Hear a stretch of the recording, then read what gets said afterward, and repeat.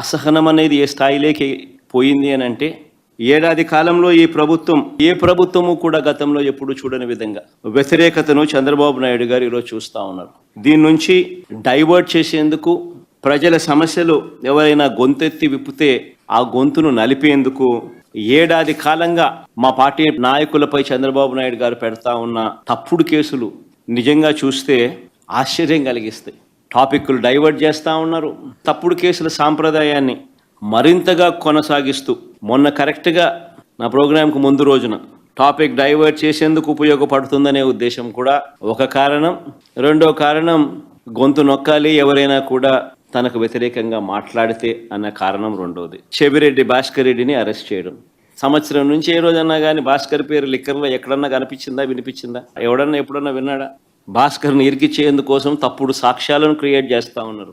భాస్కర్ గన్మెన్ను అంటే పోలీస్ కానిస్టేబుల్ను పిలిచి భాస్కర్కు వ్యతిరేకంగా లిక్కర్ స్కామ్ ఏదో ఉంది అని, ఆ లిక్కర్ స్కామ్లో తాను ఏదో ఇన్వాల్వ్ అయి ఉన్నాడని, ఆ లిక్కర్ స్కామ్లో తాను డబ్బులు ఏదో ఉన్నాయని కానిస్టేబుల్తో స్టేట్మెంట్ ఇప్పించుకునే ప్రయత్నం చేస్తే, ఆ గన్మెన్ అంటే ఆ కానిస్టేబుల్ ఎవరైతే ఉన్నారో ఇలాంటి తప్పుడు స్టేట్మెంట్ నేను ఈలేను అన్నందుకు తనను కొట్టి చిత్రహింసలకు లోను చేస్తే, ఆ దెబ్బలు తిన్న కానిస్టేబుల్, సిట్టింగ్ కానిస్టేబుల్, డ్యూటీలో ఉన్న సిట్టింగ్ కానిస్టేబుల్, దెబ్బతిన్న కానిస్టేబుల్ ఏకంగా వీడియో తీసి తనకు తగిలిన దెబ్బలన్నీ చూపిస్తూ, ఆ దెబ్బలను డిస్ప్లే చేస్తూ, జరిగిన సంఘటన తాను చెబుతూ డీజీపీకి లేఖ రాసి గవర్నర్కు, ప్రెసిడెంట్ ఆఫ్ ఇండియాకు లేఖలు పంపించినాడు. కోర్టులో కేసు వేసినాడు. నిన్న ఆ కేసు హియరింగ్ కూడా వచ్చింది. నేను ఫోన్లో మాట్లాడినట్టు ఎక్కువసార్లు ఫోన్లో మాట్లాడినారు. అంటే నీ డ్రైవర్తో కానీ నీ ఇంట్లో ఉన్న ఎవరితో ఉన్నా కానీ నువ్వు ఎక్కువసార్లు మాట్లాడితే చాలు. ఆ మనిషిని పిలుచుకొని రావడం, ఆ మనిషితో ప్రలోభాలు పెట్టడం, ఆ మనిషిని లేదా భయపెట్టడం, ఆ మనిషితో తప్పుడు స్టేట్మెంట్లు నీ ఇష్టం వచ్చినట్టుగా ఇప్పించడం, ఆ ఇప్పించిన స్టేట్మెంట్ ఆధారంగా ఈయనను అరెస్ట్ చేయడం. All what you require is government employee.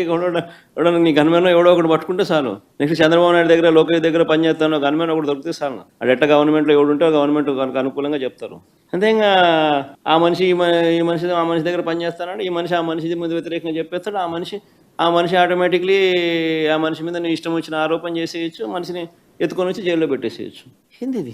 నిజంగా భాస్కర్కి జరిగిన పరిస్థితిని కానీ, లేకపోతే ఈ లిక్కర్ కేసులో జరుగుతూ ఉన్న దర్యాప్తు ప్రక్రియ కానీ, ఇవన్నీ కూడా చూస్తే నిజంగా సామాన్యుడు ఎవడు బతకలేడు. ఎవిడెన్సెస్ అనేటివి నువ్వు క్రియేట్ చేస్తూ ఉన్నావు, మ్యానుఫ్యాక్చర్ చేస్తూ ఉన్నావు. ఈ మాదిరిగా తప్పుడు సాంప్రదాయానికి నువ్వు నాంది పలుకుతే రేపు పొద్దున వ్యవస్థ బతుకుతుందా? నక్సలిజం అనేది ఇట్లాంటి దానిలో నుంచి పుడుతుంది. సామాన్యుడి మీద ఇట్లాంటి ఎవడన్నా ప్రదర్శిస్తేనే నక్సలిజం అనేది పుడుతుంది. నిజంగా రాష్ట్రాన్ని బిహార్ చేయడంలో ఎంతకన్నా గొప్ప లీడరు, గొప్ప నాయకుడు చంద్రబాబు నాయుడు కన్నా గొప్ప నాయకుడు ఎవడు ఉండడు. సొంత కాన్స్టిట్యున్సీలో గెలవలేని వ్యక్తి ఇక్కడ 17,000తో ఓడిపోతే, చంద్రగిరిలో ప్రజలు తంతే చంద్రబాబు నాయుడిని 17,000తో ఓడిస్తే కుప్పంకు పోయినాడు.